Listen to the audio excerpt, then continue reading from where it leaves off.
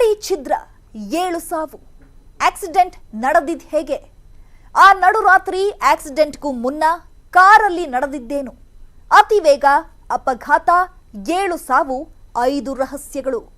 ಇದೇ ಈ ಹೊತ್ತಿನ ಫೋಕಸ್ 18 ಆಕ್ಸಿಡೆಂಟ್ ಡೆಡ್ಲಿ ಸೀಕ್ರೆಟ್ಸ್. ಆಡಿ ಚಿತ್ರ 7 ಸಾವು, ಆಕ್ಸಿಡೆಂಟ್ ನಡೆದಿದ್ದು ಹೇಗೆ? ಆ ನಡುರಾತ್ರಿ ಆಕ್ಸಿಡೆಂಟ್ಗೂ ಮುನ್ನ ಕಾರಲ್ಲಿ ನಡೆದಿದ್ದೇನೋ? ಅತಿ ಬೇಗ, ಅಪಘಾತ, 7 ಸಾವು, 5 ರಹಸ್ಯಗಳು.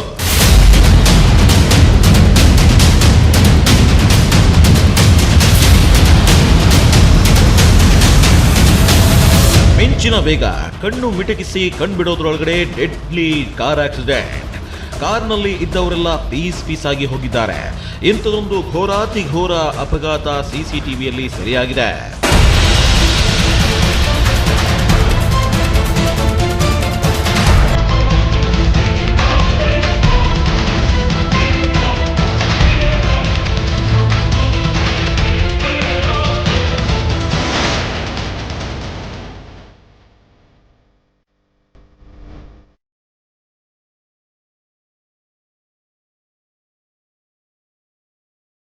ಅರೆ, ಎಲ್ಲಿ ಕಾರೇ ಕಾಣ್ತಿಲ್ವಲ್ಲ ಅಂತ ಹೇಳಿ ಯೋಚನೆ ಮಾಡ್ತಿದ್ದೀರಾ?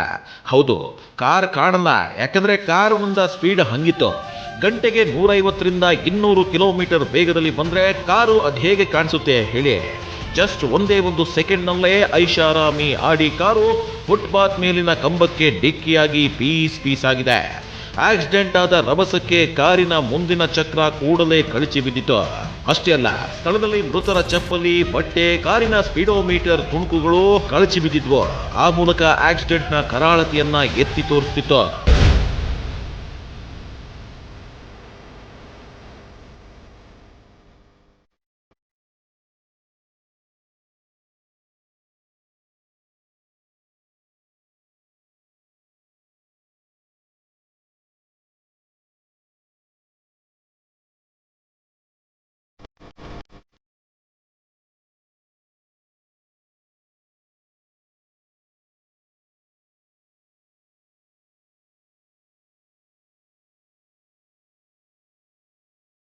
ಹಾಗಾದ್ರೆ ಈ ಘಟನೆ ನಡೆದಿದ್ದು ಎಲ್ಲಿ? ಕಾರಲ್ಲಿ ಯಾರ್ಯಾರಿದ್ರು? ಅದೆಲ್ಲಿಗೆ ಹೋಗಿ ಬರ್ತಾ ಇದ್ರು? ಆ ನಡುರಾತ್ರಿ ಆಕ್ಸಿಡೆಂಟ್ಗೂ ಮುನ್ನ ಕಾರಲ್ಲಿ ನಡೆದಿದ್ದೇನೋ? ಭೀಕರ ಕಾರ್ ಆಕ್ಸಿಡೆಂಟ್ ಹಿಂದಿರೋ ಅಸಲಿ ಸೀಕ್ರೆಟ್ ಏನು ಅನ್ನೋದನ್ನ ಎಳೆಯಾಗಿ ಬಿಚ್ಚಿಡ್ತೀವಿ ನೋಡಿ.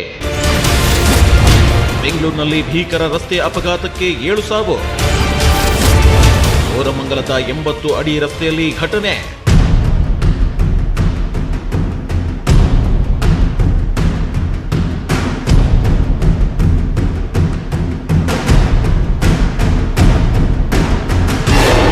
ಅದು ಆಗಸ್ಟ್ 31ರ ಮಧ್ಯರಾತ್ರಿ 1:30. ಬೆಂಗಳೂರು ಕೋರಮಂಗಲದ 80 ಫೀಟ್ ರೋಡ್ನಲ್ಲಿ ಆಡಿ Q3 ಕಾರು ಶರವೇಗದಲ್ಲಿ ಮುನ್ನುಗ್ಗಿ ಬರ್ತಿತ್ತು. ರಸ್ತೆಯೆಲ್ಲ ಖಾಲಿ ಇದ್ದಿದ್ರಿಂದ ಕಾರಿನ ವೇಗ ಮತ್ತಷ್ಟು ಹೆಚ್ಚಾಗಿತ್ತು. ಹೀಗೆ ಕಾರಿನ ವೇಗ ಹೆಚ್ಚಾಗಿದ್ರಿಂದ ಕಾರು ಚಾಲಕನ ನಿಯಂತ್ರಣಕ್ಕೆ ಸಿಗದೆ ಫುಟ್ಪಾತ್ಗೆ ಡಿಕ್ಕಿ ಹೊಡೆದಿತ್ತು. ಅನಂತರ ಎದುರಿಗಿದ್ದ ಬ್ಯಾಂಕ್ ಕಟ್ಟಡದ ಗೋಡೆಗೆ ಗುದ್ದಿತ್ತು.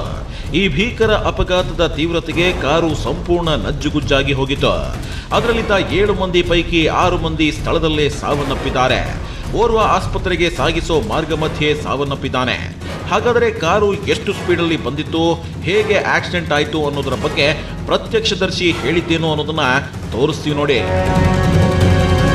ಸರ್, ನಾವು 1:34ಗೆ ಫುಲ್ ಸೌಂಡ್ ಬಂತಿರೋದು.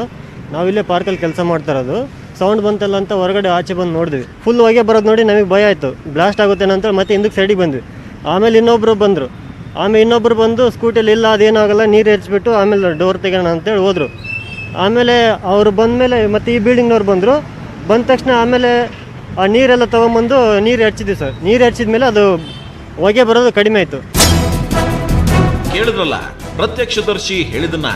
ರಾತ್ರಿ 1:30ರ ಸುಮಾರಿಗೆ ಭಾರಿ ಶಬ್ದ ಕೇಳಿ ಬಂದಿದ್ದಕ್ಕೆ ಎದ್ದು ನೋಡಿದ ಇವರಿಗೆ ಕಾರು ನಜ್ಜುಗುಜ್ಜಾಗಿದ್ದದ್ದು ಕಂಡು ಬಂದಿತ್ತಂತೆ. ಜೊತೆಗೆ ಕಾರ್ನಿಂದ ಹೊಗೆ ಬರ್ತಾ ಇತ್ತಂತೆ. ಇದೇ ವೇಳೆ ಇಲ್ಲೇ ಪಕ್ಕದಲ್ಲಿ ಕೂತಿದ್ದ ಆಟೋ ಮತ್ತು ಕಾರಿನವರು ಸ್ಥಳಕ್ಕೆ ಬಂದಿದ್ರು. ಆದ್ರೆ ಒಳಗಿದ್ದವರನ್ನ ಹೊರತೆಗೆಯೋಣ ಅಂದ್ರೆ ಎಲ್ರಿಗೂ ಭಯ ಕಾಡ್ತಿತ್ತು. ಪೆಟ್ರೋಲ್ ಲೀಕ್ ಆಗಿ ಕಾರೇನಾದ್ರೂ ಸ್ಫೋಟಗೊಂಡ್ರೆ ಏನ್ ಗತಿ? ಸ್ವಲ್ಪ ಹೊತ್ತು ದೂರದಲ್ಲಿ ನಿಂತು ನೋಡಿದ್ದಾರೆ. ಆದ್ರೆ ಸ್ವಲ್ಪ ಸಮಯದ ನಂತರ ನೀರನ್ನ ತಂದು ಹೊಗೆ ಬರುತ್ತಿದ್ದ ಜಾಗಕ್ಕೆ ಸುರಿದಿದ್ದಾರೆ. ಹೊಗೆ ನಿಂತ ಮೇಲೆ ಕಾರ್ ಡೋರ್ ತೆಗೆಯೋಕೆ ಯತ್ನಿಸಿದ್ರು. Door open ಆಗಿಲ್ವಂತೆ. ಆಗೇನಾಯ್ತು ಗೊತ್ತಾ? ನಾವು ಡೋರ್ ತೆಗಿಯೋಕೆ ಹೋದ್ವಿ, ಡೋರ್ ಬರಲಿಲ್ಲ. ಆಮೇಲೆ ಮತ್ತೆ ಅದು ಪ್ರಯತ್ನ ಮಾಡಿ ಡೋರ್ ತೆಗೆದ್ಬಿಟ್ಟು ಒಬ್ಬರು ಜನ ಫಸ್ಟಿಗೆ ತೆಗೆದ್ವಿ, ಅವ್ರಿಗೆ ಸ್ವಲ್ಪ ಜೀವ ಇತ್ತು ಸರ್. ಸರ್ ಅಂದರೆ ಎಲ್ಲರೂ ಕೂಡ ಏನಾದರೂ ಕುಡಿದಿದ್ರಾ ಅಥವಾ ಹೆವಿ ಸ್ಪೀಡಾಗಿ ಬಂದಿರೋದಕ್ಕೆ ಅಪಘಾತ ಕಾರಣ? ಯಾಕಂದರೆ ನೀವೇ ಪ್ರತ್ಯಕ್ಷದರ್ಶಿ. ಹೆವಿ ಸ್ಪೀಡ್ ಸರ್, ಅದು ಹೆವಿ ಸ್ಪೀಡಾಗಿ ಬಂದಿರೋದು ಒಂದು ಆ ಥರ ಆಗಿರೋದು. ಒಬ್ಬ ವ್ಯಕ್ತಿನ ನಾವು ಕಡೆಗೆ ತೆಗೆದ್ಬೇಕಾಗ ಸ್ವಲ್ಪ ಕೆಮ್ತಾ ಇದ್ರು. ಇಮಿಡಿಯೇಟ್ಲಿ ತೊಗೊಂಡೋಣ ಅಂತೇಳಿ ಮತ್ತೆ ಆಟೋದವ್ರು ಬಂದರು. ಆಮೇಲೆ ಪೊಲೀಸವ್ರು ಬಂದರು ಸರ್. ಪೊಲೀಸರು ಬಂದು ಒಬ್ಬ ಪೊಲೀಸವ್ರು ಹೋದರು ಅವ್ರ ಜೊತೆಗೆ. ಉಳ್ಕಿದ ಮತ್ತೆ ಈ ಕಡೆ ಸೈಡ್ ಬಂದು ಇಬ್ಬರನ್ನ ತೆಗಿತಾ ಇದ್ವಿ. ಅವ್ರ ಸ್ಪಾಟಲ್ಲಿ ಔಟ್ ಆಗಿತ್ತು. ಆಮೇಲೆ ಒಂದು ಚಿಕ್ಕ ಹುಡುಗಿ ಇತ್ತಲ್ಲ ಸರ್, ಅದು ಮುಂದ್ಗಡೆ ಗ್ಲಾಸಲ್ಲಿ ಹೋಗ್ಬಿಟ್ಟು ಕುತ್ತಿಗೆ ಸಿಕ್ಕಾಕೊಂಡು ಸ್ಪಾಟ್ ಆಗುತ್ತೆ. ಎಸ್, ಕಾರಲ್ಲಿ ಒಟ್ಟು 7 ಜನ ಇದ್ರು. ಅದರಲ್ಲಿ 4 ಪುರುಷರು ಮತ್ತು 3 ಮಹಿಳೆಯರು. ಎಲ್ಲರೂ 25ರಿಂದ 30 ವರ್ಷದೊಳಗಿನವರೇ. ಅವರಲ್ಲಿ ಒಂದು ಹೆಣ್ಣು ಇತ್ತು ಅಂತ ಹೇಳಿ ಪ್ರತ್ಯಕ್ಷದರ್ಶಿ ಹೇಳಿದ್ದಾರೆ. ಆದರೆ ಅಪಘಾತ ನಡೆದ ರಭಸಕ್ಕೆ ಸ್ಥಳದಲ್ಲೇ 6 ಮಂದಿ ಸಾವನ್ನಪ್ಪಿದ್ರೆ ಓರ್ವ ಆಸ್ಪತ್ರೆಗೆ ಸಾಗಿಸೋ ದಾರಿ ಮಧ್ಯದಲ್ಲಿ ಕೊನೆಯುಸಿರನ್ನ ಎಳೆದಿದ್ದಾನೆ. ಪ್ರತ್ಯಕ್ಷದರ್ಶಿ ಹೇಳೋ ಪ್ರಕಾರ ಎಲ್ಲರ ತಲೆಯಿಂದಲೂ ರಕ್ತ ಸುರಿಯುತ್ತಿತ್ತು. ಕೈಕಾಲುಗಳು ಕಟ್ಟಾಗಿದ್ವಂತೆ. ಬರೀ ಕೆಮ್ತಾ ಇದ್ರು. ಫುಲ್ ಬ್ಲಡ್, ತೆರೆಯಲ್ಲೆಲ್ಲ ಬ್ಲಡ್ ಬರ್ತಾ ಇತ್ತು, ಬಾಯಲ್ಲೆಲ್ಲ ಬ್ಲಡ್ ಬರ್ತಾ ಇತ್ತು. ಕೈ ಕಾಲುಗಳೆಲ್ಲ ಮುರಿದೋಗಿದ್ದು ಸರ್. ಒಟ್ಟು ಏನು ಆಡ್ತಾ ಇರಲಿಲ್ಲ. ಹಂಗೆ ನಾವು ಆಟೋದಲ್ಲಿ ಜೀವ ಇದೆ ಅಂತಂದ್ರೆ ಆಟೋದಲ್ಲಿ ಹಾಕಿದ್ವಿ. ಉಳ್ಕಿದಾರೆಲ್ಲ ಸ್ಪಾಟ್ ಔಟ್. ಮುಂದ್ಗಡೆ ಇರೋರು ಮಾತ್ರ ಡ್ರೈವರ್ ಹೆಂಗೆ ಕೂತದ್ದು ಹಂಗೆ ಕೂತಿದ್ದು ಸರ್. ಫುಲ್ಲು ಎಲ್ಲ ಬಂದು ಹಿಂಗೆ ಗ್ಲಾಸ್ ಎಲ್ಲ ಟಚ್ ಆಗಿದೆ. ಹಿಂದ್ಗಡೆ 3 ಜನ ಇದ್ರು, ಮುಂದ್ಗಡೆನೂ 3 ಜನ ಇದ್ರು. ಆ ಹುಡುಗಿ ಮಾತ್ರ ಗ್ಲಾಸಲ್ಲಿ ಇತ್ತು ಸರ್. ಅದು ಹಿಂದ್ಗಡೆ ಇತ್ತು ಏನೋ ಗೊತ್ತಿಲ್ಲ. ಅಂದರೆ ಹುಡುಗಿಯ ಕತ್ತು ಭಾಗ, ಅಂದರೆ ಕತ್ತು ಕೂಡ ಕಟ್ಟಾಗಿತ್ತ? ಇಲ್ಲಿ ಕಟ್ ಆಗಿಲ್ಲ ಸರ್, ಇದು ಪೂರ್ತಿ ಸ್ವಲ್ಪ ಡ್ಯಾಮೇಜ್ ಆಗಿತ್ತು. ಆ ಹುಡುಗಿ ಕುತ್ತಿಗೆ ಮಾತ್ರ ಡ್ಯಾಮೇಜ್ ಬಿಟ್ಟು ಇನ್ನೆಲ್ಲಿ ಏನು ಇದಾಗಿರಲಿಲ್ಲ. ಕುತ್ತಿಗೆ ಮಾತ್ರ ಡ್ಯಾಮೇಜ್ ಆಗಿತ್ತು. ನಿಜಕ್ಕೂ ಇದು ಘೋರಾತಿ ಘೋರ ಕಾರ್ ಆಕ್ಸಿಡೆಂಟ್. ಹಾಗಾದ್ರೆ ಆಡಿ ಕಾರಲ್ಲಿ ಯಾರ್ಯಾರಿದ್ರು ಅಂತ ನೋಡೋದಾದ್ರೆ, ಆಡಿ ಕಾರು ಓಡಿಸ್ತಿದ್ದು 28 ವರ್ಷದ ಕರುಣಾ ಸಾಗರ್ ಎಂದು ತಿಳಿದು ಬಂದಿದೆ. ಇವರು ತಮಿಳುನಾಡಿನ ಹೊಸೂರು ಕ್ಷೇತ್ರದ DMK ಶಾಸಕ ವೈ ಪ್ರಕಾಶ್ ಪುತ್ರ. ಕಳೆದ ಸೋಮವಾರ ಸಂಜೆ 5:30 ಸುಮಾರಿಗೆ ಬೆಂಗಳೂರಿಗೆ ಕರುಣಾ ಸಾಗರ್ ಬಂದಿದ್ರು. ರಾತ್ರಿ ಮನೆಯವರು ಕರೆ ಮಾಡಿ ಊಟಕ್ಕೆ ಬರ್ತೀಯಾ ಅಂತ ವಿಚಾರಿಸಿದ್ರು. ಆಗ ಬರೋದಿಲ್ಲ ಅಂತ ಹೇಳಿದ್ರಂತೆ. ಆದರೆ ಮಂಗಳವಾರ ತಡರಾತ್ರಿ 1:30 ಸುಮಾರಿಗೆ ಅಪಘಾತದಲ್ಲಿ ಮೃತಪಟ್ಟು ಬಾರದ ಲೋಕಕ್ಕೆ ಸೇರ್ಕೊಂಡಿದ್ದಾರೆ. ಇನ್ನ MLA ಮಗ ಕರುಣಾ ಸಾಗರ್ ಬಳಿ ಕೆಲಸ ಮಾಡ್ತಾ ಇದ್ದ ಯುವಕ ಈ ಬಗ್ಗೆ ಹೇಳಿದ್ದೇನು ಗೊತ್ತಾ? ತುಂಬ ಒಳ್ಳೆ ಹುಡುಗ. ಅವರಪ್ಪ ಗೀರ್ ಹಾಕ್ಬಿಟ್ರೆ ದಾಟ್ತಾ ಇರಲಿಲ್ಲ. ಆ ಥರ ಹುಡುಗ ಅವನು. ಅವ್ರು ಹೆಂಗೆ ಈ ನೋವನ್ನು ಹೆಂಗೆ ನಿಭಾಯಿಸ್ತಾರಂತ ಗೊತ್ತಾಗ್ತಾ ಇಲ್ಲ ಸರ್. ನಮಗೆ ತುಂಬ ದುಃಖ ಆಗ್ತಾಯಿದೆ. ಅವರು ತುಂಬ ಒಳ್ಳೆ ಶಾಸಕರು, 2 ಸಾರಿ ಶಾಸಕರಾಗಿದ್ದಾರೆ. ತುಂಬ ಒಳ್ಳೆ ವ್ಯಕ್ತಿ. ಅವ್ರಿಗೆ ಈ ಥರ ಆಗಿದೆ ಅಂದರೆ ನಂಬಕ್ಕಾಗ್ತಾ ಇಲ್ಲ ಸರ್ ನಮಗೆ. ನಿಜ ಹೇಳಬೇಕು ಅಂದ್ರೆ ತಮಿಳುನಾಡಿನ MLA ಪುತ್ರ ಕರುಣಾ ಸಾಗರ್ಗೆ ಸಿಕ್ಕಾಪಟ್ಟೆ ಡ್ರೈವಿಂಗ್ ಕ್ರೇಜ್ ಇತ್ತಂತೆ. ಐಷಾರಾಮಿ ಕಾರುಗಳನ್ನ ಓಡಿಸೋದು ಅಂದ್ರೆ ಎಲ್ಲಿಲ್ಲದ ಇಷ್ಟ. ಡ್ರೈವಿಂಗ್ಗೆ ಸಂಬಂಧಿಸಿದ ಫೋಟೋ ಮತ್ತು ವಿಡಿಯೋಗಳನ್ನ ಸಾಮಾಜಿಕ ಜಾಲತಾಣಗಳಲ್ಲಿ ಆಗಾಗ ಅಪ್ಲೋಡ್ ಮಾಡ್ತಾ ಇದ್ರು. ಆದರೆ ಕರುಣಾ ಸಾಗರ್ ಹೈ ಸ್ಪೀಡ್ ಡ್ರೈವಿಂಗ್ಗೆ ಅವರ ಮತ್ತು ಅವರ ಗೆಳೆಯರ ಪ್ರಾಣ ಪಕ್ಷಿ ಹಾರಿ ಹೋಗುವಂತೆ ಮಾಡಿದೆ. ಸೋಮವಾರ ರಾತ್ರಿಯೂ ಅತಿ ವೇಗವಾಗಿ ಕಾರ್ ಚಾಲನೆ. ರ್ಯಾಶ್ ಡ್ರೈವ್ ಬಗ್ಗೆ ಪ್ರಶ್ನೆ ಮಾಡಿದ ಪೇದೆ ಪ್ರಶಾಂತ್. ಹೌದು, ಸೋಮವಾರ ರಾತ್ರಿ 10:30 ಸಮಯದಲ್ಲಿ ಹೊಸೂರು MLA ಪುತ್ರ ಕರುಣಾ ಸಾಗರ್ ಅತಿ ವೇಗವಾಗಿ ಕಾರು ಚಾಲನೆ ಮಾಡೋದು ಬೆಂಗಳೂರು ಪೊಲೀಸರ ಗಮನಕ್ಕೆ ಬಂದಿತ್ತು.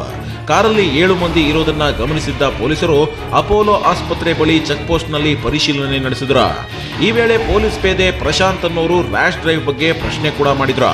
ಆಗ ಇದೇ ರಸ್ತೆಯಲ್ಲಿ ನಮ್ಮ ಮನೆ ಇರೋದು, ಮನೆಗೆ ಹೋಗ್ತಾ ಇದ್ದೀವಿ ಅಂತ ಹೇಳಿದ್ರು. ಅದಕ್ಕೆ ಪೊಲೀಸ್ ಪೇದೆ ಟೇಕ್ ಕೇರ್, ನೈಟ್ ಕರ್ಫ್ಯೂ ಇದೆ, ನಿಧಾನವಾಗಿ ಹೋಗಿ ಅಂತ ಸೂಚಿಸಿದ್ರಂತೆ. ಆದರೆ ಅನಂತರ ಕರುಣಾ ಸಾಗರ್ ಅಂಡ್ ಟೀಮ್ ಸೀದಾ ಪಾರ್ಟಿಗೆ ಹೋಗಿರೋ ಬಗ್ಗೆ ಅನುಮಾನ ವ್ಯಕ್ತವಾಗ್ತಿದೆ. ಇನ್ನ ಕರುಣಾ ಸಾಗರ್ ಜೊತೆ ಇದ್ದ ಆ 6 ಮಂದಿ ಯಾರು ಗೊತ್ತಾ? ಇಂಜಿನಿಯರಿಂಗ್ ಪದವೀಧರೆ ಬಿಂದು. ಇವರು ಮೃತ ಕರುಣಾ ಸಾಗರ್ ಅವರ ಭಾವಿ ಪತ್ನಿ ಅಂತ ಹೇಳಲಾಗ್ತಿದೆ. ಇವರ ಮದುವೆಗೆ ಮಾತುಕತೆ ನಡೆದಿದ್ದು ಮದುವೆಯ ನಿರ್ಧಾರ ಅಂತಿಮವಾಗಿತ್ತಂತೆ. ಹಾಗೇನೆ ಬೈಜೂಸ್ನಲ್ಲಿ ಕೆಲಸ ಮಾಡ್ತಾ ಇದ್ದ ಹುಬ್ಬಳ್ಳಿ ಮೂಲದ ರೋಹಿತ್ ಲದ್ವಾ, ಜೊಮೊಟೊ ಸೇಲ್ಸ್ ಮ್ಯಾನೇಜರ್ ಆಗಿದ್ದ ಅಕ್ಷಯ್ ಗೋಯಲ್, ಟೆಕ್ಕಿ ಇಶಿತಾ, ಡೆಂಟಿಸ್ಟ್ ಧನುಷಾ ಮತ್ತು ಚಾರ್ಟೆಡ್ ಅಕೌಂಟೆಂಟ್ ಆಗಿದ್ದ ಉತ್ಸವ್ ಇದ್ರು. ಇವರೆಲ್ಲ ಕರುಣಾ ಸಾಗರ್ ಸ್ನೇಹಿತರು ಅಂತ ಹೇಳಲಾಗ್ತಿದೆ.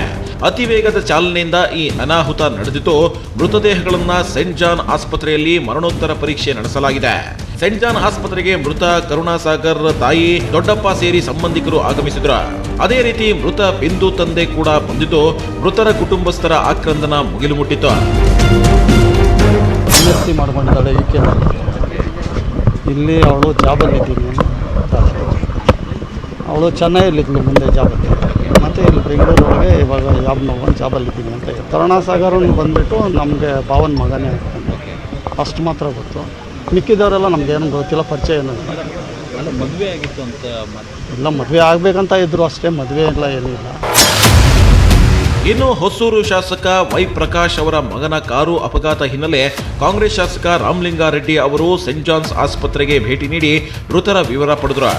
ಈ ವೇಳೆ ಮಾತನಾಡಿದ ರಾಮಲಿಂಗಾರೆಡ್ಡಿ ಮೃತ ಕರುಣಾಸಾಗರ್ ಅವರ ತಂದೆ ಪ್ರಕಾಶ್ ಅವರ ಒಡನಾಟ ಪ್ರಸ್ತಾಪಿಸಿದ್ರು. ಪ್ರಕಾಶ್ ಅವರು ಇತ್ತೀಚೆಗಷ್ಟೇ ಹೊಸೂರಿನಿಂದ ಚುನಾವಣೆಗೆ ನಿಂತಿದ್ರು. ಆ ವೇಳೆ ನಾನು ಸಿದ್ದರಾಮಯ್ಯನವರು ಸೇರಿ ಕಾಂಗ್ರೆಸ್ ಮುಖಂಡರು ಚುನಾವಣಾ ಪ್ರಚಾರಕ್ಕೆ ಜೊತೆಯಾಗಿದ್ವು ಅಂದ್ರು. ವೈ ಪ್ರಕಾಶ್ ನಮಗೆಲ್ಲ ಚಿರಪರಿಚಿತರು. ಹೊಸೂರು ಮಾಜಿ ಶಾಸಕ ಸತ್ಯ ಹಾಗೂ ಆಪ್ತರು ಇಲ್ಲಿಗೆ ಬಂದಿದ್ದಾರೆ. ಮೃತದೇಹಗಳನ್ನು ಹೊಸೂರಿಗೆ ರವಾನಿಸಲು ವ್ಯವಸ್ಥೆ ಮಾಡಲು ಸೆಂಟ್ ಜಾನ್ಸ್ ಆಸ್ಪತ್ರೆಗೆ ತಿಳಿಸಿದ್ದೇನೆ ಅಂತಂದ್ರು. 7 ಬಾಡೀಸ್ನ ಆದಷ್ಟು ಬೇಗ ಪೋಸ್ಟ್ ಮಾರ್ಟಮ್ ಮಾಡಿ ಡಿಸ್ಪೋಸ್ ಮಾಡ್ತಾರೆ. ಘಟನೆ ರಾತ್ರಿ 1:30 ಸುಮಾರಲ್ಲಿ ಸ್ವಲ್ಪ ಫಾಸ್ಟಾಗಿ ಹೋಗಿದ್ದಾರೆ ಅನಿಸುತ್ತೆ. ಮತ್ತು ಫುಟ್ಪಾತ್ ಹೊಡೆದು ಅದು ನೋಡಿದೆ, ವಿಡಿಯೋ ತೋರಿಸಿದ್ರು. ಫುಟ್ಪಾತ್ ಎಲ್ಲ ಡ್ಯಾಮೇಜ್ ಆಗಿದೆ. ನೇರವಾಗಿ ಹೋಗಿ ಎಲೆಕ್ಟ್ರಿಕ್ ಕಂಬ ಕೊಡೋದು ಬಿಲ್ಡಿಂಗ್ಗೆ ಹೊಡೆದಿದ್ದಾರೆ. ಆ ವಿಡಿಯೋ ನೋಡಿದೆ. ಈಗ ಅವರು ನನಗೇನು ಅವರೆಲ್ಲ ಸ್ನೇಹಿತರು ಇರಬೇಕು.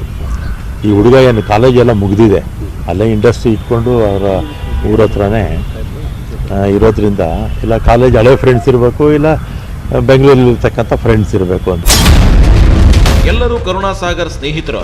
ಹೀಗಾಗಿ ತಡರಾತ್ರಿವರೆಗೂ ಸುತ್ತಾಡಿ ರಾತ್ರಿ 1:30 ಸುಮಾರಿಗೆ ಅತಿ ವೇಗವಾಗಿ ಕಾರು ಚಲಿಸಿದ್ರಿಂದ ಭೀಕರ ಅಪಘಾತ ನಡೆದು ಹೋಗಿದೆ.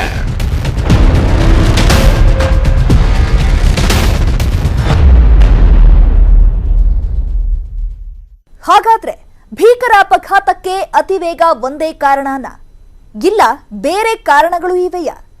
ಡೆಡ್ಲಿ ಆಕ್ಸಿಡೆಂಟ್ ಹಿಂದಿರೋ ಆ 5 ರಹಸ್ಯಗಳನ್ನ ತೋರಿಸ್ತೀವಿ. ಆದ್ರೆ ಅದಕ್ಕೂ ಮುನ್ನ ಪುಟ್ಟದೊಂದು ಬ್ರೇಕ್.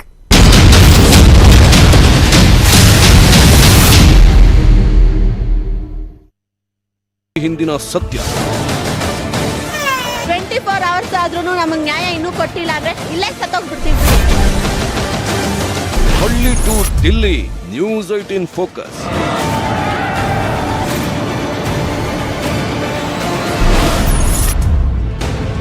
ವೀಕ್ಷಿಸಿ ಫೋಕಸ್ 18 ರಾತ್ರಿ 8:30ಕ್ಕೆ.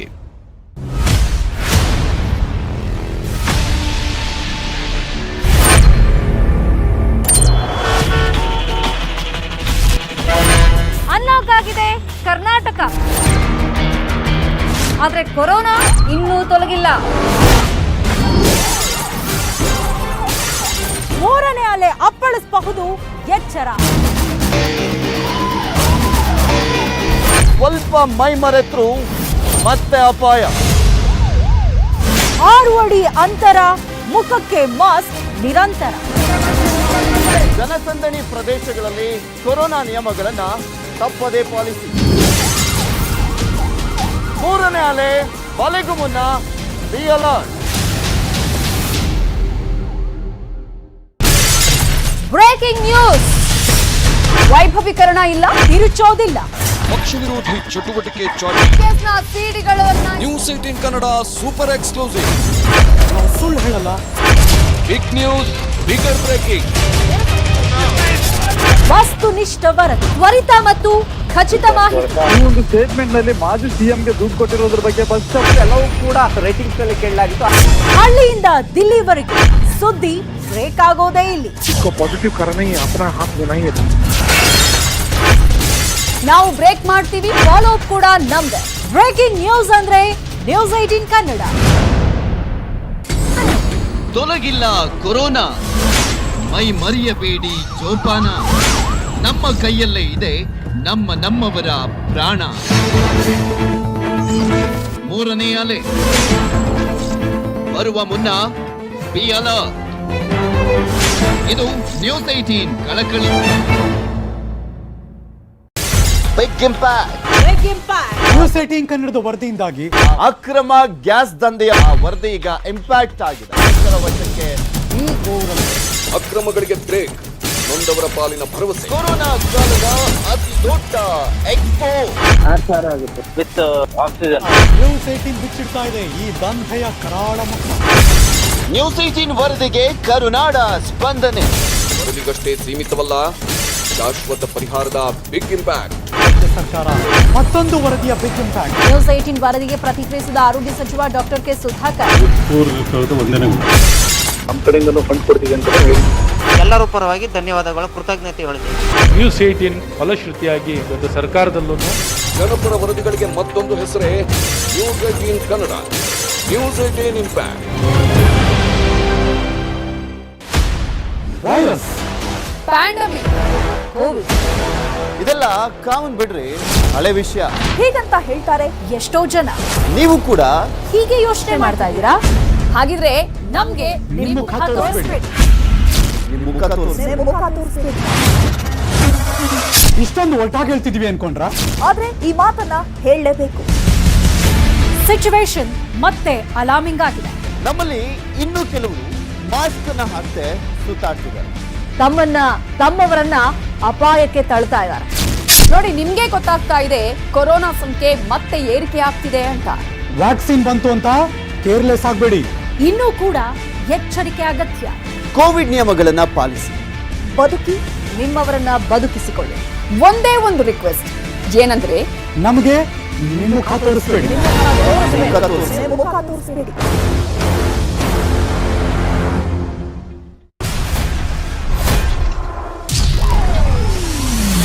High voltage mega politics.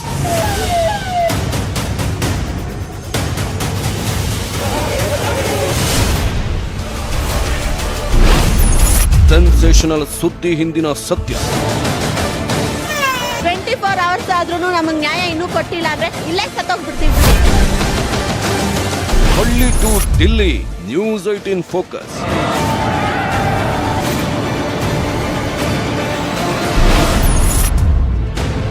ವೀಕ್ಷಿಸಿ ಫೋಕಸ್ 18 ರಾತ್ರಿ 8:30ಕ್ಕೆ.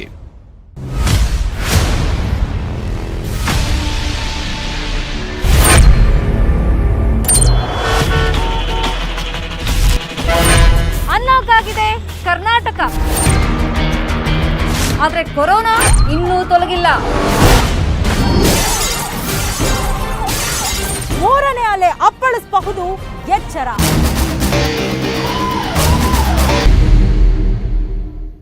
ಆಕ್ಸಿಡೆಂಟ್ಗೂ ಮುನ್ನ ಆಡಿ ಕಾರಲ್ಲಿ ಏನಾಯ್ತು?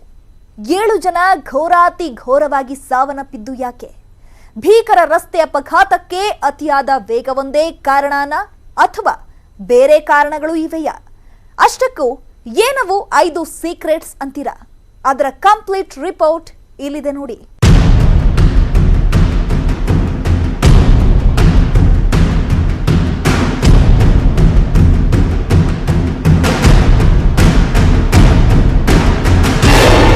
ಜಸ್ಟ್ ಒಂದೇ ಒಂದು ನಿಮಿಷ, ಆಡಿ ಕಾರು ಆಕ್ಸಿಡೆಂಟ್ ನಲ್ಲಿ ಪೀಸ್ ಆಗಿದೆ. ಕಾರಲ್ಲಿದ್ದ 7 ಜನರಲ್ಲಿ 6 ಮಂದಿ ಸ್ಪಾಟ್ ಔಟ್ ಆಗಿದ್ರೆ ಒಬ್ಬರು ಆಸ್ಪತ್ರೆಗೆ ಸಾಗಿಸೋ ದಾರಿ ಮಧ್ಯೆ ಕೊನೆ ಉಸಿರನ್ನ ಎಳೆದಿದ್ರು. KA03 MY 6666 ಸಂಖ್ಯೆಯ ಕಾರು ಬೆಂಗಳೂರಿನ ಕೋರಮಂಗಲ ಬಳಿ ಬರುವಾಗ ನಿಯಂತ್ರಣ ತಪ್ಪಿ ರಸ್ತೆ ವಿಭಜಕಕ್ಕೆ ಡಿಕ್ಕಿ ಹೊಡೆದಿದೆ. ಅನಂತರ ಪಕ್ಕದಲ್ಲೇ ಇದ್ದ ಕಟ್ಟಡಕ್ಕೆ ರಭಸವಾಗಿ ಡಿಕ್ಕಿ ಹೊಡೆದಿದ್ರಿಂದ ಕಾರು ಮತ್ತು ಕಾರಲ್ಲಿದ್ದವರು ಸಂಪೂರ್ಣ ನಜ್ಜುಗುಜ್ಜಾಗಿದ್ದಾರೆ. ಎಡಭಾಗದ 2 ಟೈರ್ಗಳು ಜಖಂ ಆಗಿವೆ. ಕಾರಿನ ಬಾನೆಟ್ಗೆ ಸಂಪೂರ್ಣ ಹಾನಿಯಾಗಿದೆ. ಕಾರಿನ ಮುಂಭಾಗದಲ್ಲಿ 3, ಹಿಂಭಾಗದಲ್ಲಿ 4 ಸೇರಿದಂತೆ ಒಟ್ಟು 7 ಮಂದಿ ಜೀವ ಬಿಟ್ಟಿದ್ದಾರೆ. ಕಾರಿನ ಒಳಗೆಲ್ಲ ಬರೀ ರಕ್ತದ ಕಲೆಗಳೇ ಅಂಟಿಕೊಂಡಿದ್ವು. ಇನ್ನು ಈ ಘಟನೆ ಸಂಬಂಧ ಸ್ಥಳಕ್ಕೆ ದೌಡಾಯಿಸಿದ traffic commissioner doctor BR Ravikante Gowda ಅವರು ಪರಿಶೀಲನೆ ನಡೆಸಿದ್ರು. ಈ ವೇಳೆ ಮಾಧ್ಯಮಗಳೊಂದಿಗೆ ಮಾತನಾಡಿದ ಅವರು, ಚಾಲಕನ ನಿರ್ಲಕ್ಷ್ಯಕ್ಕೆ ಈ ಘಟನೆ ನಡೆದಿದೆ ಎಂದಿದ್ದಾರೆ. ಮೇಲ್ನೋಟಕ್ಕೆ ಈ ಅಪಘಾತ ಅತಿ ವೇಗದ ಚಾಲನೆ ಅಂತ ಕಂಡು ಬರ್ತಾ ಇದೆ, ನಿರ್ಲಕ್ಷ್ಯದ ಚಾಲನೆ ಅಂತ ಕಂಡು ಬರ್ತಾ ಇದೆ. ಚಾಲಕ ಮದ್ಯ ಸೇವನೆ ಮಾಡಿದ್ನಾ ಅಥವಾ ಇಲ್ವಾ ಅನ್ನೋದ್ರ ಬಗ್ಗೆ ಕೂಡ ನಾವು ಮಾಹಿತಿಯನ್ನು ಸಂಗ್ರಹಿಸ್ತಾ ಇದ್ದೀವಿ, ಸಾಕ್ಷ್ಯಗಳನ್ನು ಸಂಗ್ರಹಿಸ್ತಾ ಇದ್ದೀವಿ. ಎಲ್ಲಿ ಹೋಗಿದ್ರು, ಎಲ್ಲಿಂದ ಬರ್ತಾ ಇದ್ರು, ಮದ್ಯ ಸೇವನೆ ಮಾಡಿದ್ರಾ, ಈ ರೀತಿ ಇಷ್ಟು ವೇಗವಾಗಿ ವಾಹನ ಚಾಲನೆ ಮಾಡುವುದಕ್ಕೆ ಕಾರಣ ಏನು ಅನ್ನುವುದರ ಬಗ್ಗೆ ಕೂಡ ನಾವು ಪರಿಶೀಲನೆಯನ್ನು ಮಾಡ್ತಾ ಇದ್ದೇವೆ. ಇದಿಷ್ಟೇ ಅಲ್ಲ, ತಮಿಳುನಾಡಿನ ಕೃಷ್ಣಗಿರಿ ಮೂಲದ ಕಂಪನಿ ಹೆಸರಿನಲ್ಲಿ ನೋಂದಣಿಯಾಗಿರೋ ಕಾರು ಇದಾಗಿದ್ದು 2015 ನವೆಂಬರ್ನಲ್ಲಿ ಬೆಂಗಳೂರಿನಲ್ಲಿ ಈ ಕಾರು ಖರೀದಿಸಲಾಗಿತ್ತು. ಬೆಂಗಳೂರು ಪೂರ್ವ ಆರ್ಟಿಒ ಕಚೇರಿಯಲ್ಲಿ ಕಾರು ರಿಜಿಸ್ಟ್ರೇಷನ್ ಆಗಿತ್ತು. ಅಪಘಾತವಾದ ಕಾರನ್ನ ಸದ್ಯ ಸಂಜೀವಿನಿ ಬ್ಲೂ ಮೆಟಲ್ಸ್ ಕಂಪನಿಯವರೇ ಬಳಸುತ್ತಿದ್ದಾರಾ ಅಥವಾ ಬೇರೆಯವರಿಗೆ ಮಾರಾಟ ಮಾಡಿದ್ದಾರಾ ಎಂಬುದರ ಬಗ್ಗೆ ತನಿಖೆ ನಡೆಯಬೇಕಿದೆ. ಇನ್ನು ಮೃತಪಟ್ಟ ಕೆಲವರು ಕೋರಮಂಗಲದ ಖಾಸಗಿ ಪಿಜಿಯೊಂದರಲ್ಲಿ ವಾಸವಾಗಿದ್ರು. ಜೊತೆಗೆ ಮೃತಪಟ್ಟವರೆಲ್ಲ ಸ್ನೇಹಿತರಾಗಿದ್ರು ಅನ್ನೋದು ಗೊತ್ತಾಗಿದೆ. ಹಾಗಾದ್ರೆ ಈ ಭೀಕರ ಕಾರು ಅಪಘಾತಕ್ಕೆ ಕಾರಣವಾಗಿರೋ 5 ಅನುಮಾನಗಳು ಏನ್ ಗೊತ್ತಾ? ಅವುಗಳನ್ನ ಒಂದೊಂದಾಗಿ ತೋರಿಸ್ತೀವಿ ನೋಡಿ. ನಂಬರ್ 1, ಸಂಚಾರಿ ನಿಯಮ ಉಲ್ಲಂಘನೆ. ಹೌದು, ಕಾರು ಓಡಿಸುತ್ತಿದ್ದ ಹೊಸೂರು ಎಂಎಲ್ಎ ಪುತ್ರ ಕರುಣಾಸಾಗರ್ ಸಂಚಾರಿ ನಿಯಮಗಳನ್ನ ಉಲ್ಲಂಘಿಸಿ ಕಾರು ಚಲಾಯಿಸುತ್ತಿದ್ರು. ಆಡಿ ಕಾರಲ್ಲಿ ಕೂತು ರ್ಯಾಶ್ ಡ್ರೈವಿಂಗ್ ಮಾಡ್ತಿದ್ರು. ಆದ್ರೆ ಎದ್ವಾ ತದ್ವಾ ಕಾರು ಓಡಿಸಿದ್ರಿಂದಲೇ ಈ ಅಪಘಾತ ಸಂಭವಿಸಿದೆ. ಸೋಮವಾರ ರಾತ್ರಿ 10:30ಕ್ಕೆ ಪೊಲೀಸರು ತಡೆದು ಎಚ್ಚರಿಸಿ ಕಳಿಸಿದ್ರು. ಸಂಚಾರಿ ನಿಯಮಗಳ ಉಲ್ಲಂಘನೆಯಾಗಿತ್ತು. 5 ಸೀಟರ್ ಕಾರ್ನಲ್ಲಿ 7 ಜನ ಪ್ರಯಾಣ. ಆಡಿ Q3 ಕಾರಲ್ಲಿ 5 ಮಂದಿ ಕೂತು ಪ್ರಯಾಣಿಸಬಹುದು. ಆದರೆ ಈ ಕಾರಲ್ಲಿ ಮುಂದೆ 3 ಮತ್ತು ಹಿಂದಿನ ಸೀಟ್ನಲ್ಲಿ 4 ಕೂತು ಪ್ರಯಾಣಿಸುತ್ತಿದ್ರು. ಹೀಗಾಗಿ ಅಪಘಾತವಾದಾಗ ಬೇರೊಬ್ಬರು ಪಾರಾಗೋಕೆ ಸಾಧ್ಯವಾಗಿಲ್ಲ. ನಂಬರ್ 3, ಸೀಟ್ ಬೆಲ್ಟ್ ಧರಿಸದೆ ಪ್ರಯಾಣ. ಕಾರು ಓಡಿಸುವಾಗ ಸೀಟ್ ಬೆಲ್ಟ್ ಕಡ್ಡಾಯವಾಗಿ ಧರಿಸಿರಬೇಕು. ಆದರೆ ಕಾರು ಓಡಿಸುತ್ತಿದ್ದ ಕರುಣಾಸಾಗರ್ ಸೇರಿದಂತೆ ಯಾರೊಬ್ಬರು ಸೀಟ್ ಬೆಲ್ಟ್ ಧರಿಸಿರಲಿಲ್ಲ. ಇದರಿಂದ ಅಪಘಾತವಾದ ಕೂಡಲೇ ಏರ್ ಬ್ಯಾಗ್ಗಳು ಕೂಡ ಓಪನ್ ಆಗಲಿಲ್ಲ. ಹೀಗಾಗಿ ಎಲ್ಲರೂ ಸಾವನ್ನಪ್ಪಿದ್ದಾರೆ. ನಂಬರ್ 4, ಅತಿ ವೇಗವಾಗಿ ಚಾಲನೆ. ಕಾರನ್ನ ಅತಿ ವೇಗವಾಗಿ ಓಡಿಸಿದ್ದೇ ಅಪಘಾತಕ್ಕೆ ಪ್ರಮುಖ ಕಾರಣ. ಕಾರು ಅತಿ ವೇಗವಾಗಿ ಓಡಿಸುವಾಗ ಬೇಗ ನಿಯಂತ್ರಣಕ್ಕೆ ಸಿಗೋದು ಕಷ್ಟ. ಹೀಗಾಗಿ ಡಿವೈಡರ್ಗೆ ಡಿಕ್ಕಿ ಹೊಡೆದ ಕಾರು ಕರುಣಾಸಾಗರ್ ನಿಯಂತ್ರಣಕ್ಕೆ ಸಿಗದೆ ಪಕ್ಕದಲ್ಲೇ ಇದ್ದ ಕಟ್ಟಡಕ್ಕೆ ಡಿಕ್ಕಿ ಹೊಡೆದಿತ್ತು. ಇದರಿಂದ ಕಾರಿನ ಜೊತೆ ಅದರಲ್ಲಿದ್ದ 7 ಮಂದಿ ಕೂಡ ನಜ್ಜುಗುಜ್ಜಾಗಿ ಹೋಗಿದ್ರು. ನಂಬರ್ 5, ಮದ್ಯ ಸೇವನೆ ಮಾಡಿ ಕಾರು ಚಾಲನೆ ಶಂಕೆ. ಅತಿಯಾದ ವೇಗ ಮತ್ತು ಎದ್ವಾ ತದ್ವಾ ಕಾರು ಓಡಿಸಿರೋದನ್ನ ನೋಡಿದ್ರೆ ಸ್ನೇಹಿತರೆಲ್ಲ ಪಾರ್ಟಿಗೆ ಹೋಗಿ ಎಣ್ಣೆ ಹೊಡೆದಿರೋ ಶಂಕೆ ಇದೆ.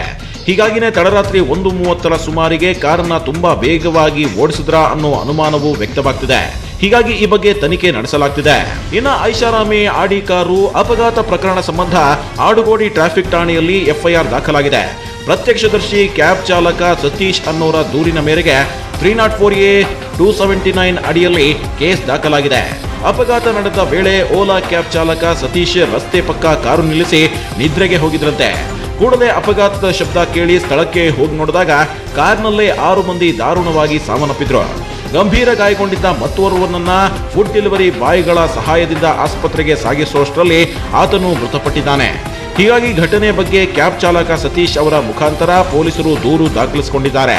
ಇನ್ನು ಅಪಘಾತಕ್ಕೆ ಕಾರಣವಾದ ಕರುಣ್ ಸಾಗರ್ ವಿರುದ್ಧ FIR ದಾಖಲಾಗಿದೆ. ವೇಗವಾಗಿ ಕಾರು ಚಲಾಯಿಸಿದ್ರಿಂದ 7 ಮಂದಿ ಸಾವನ್ನಪ್ಪುವಂತಾಗಿದೆ ಅಂತ ಕರುಣಾಸಾಗರ್ ವಿರುದ್ಧ FIR ದಾಖಲಾಗಿದೆ.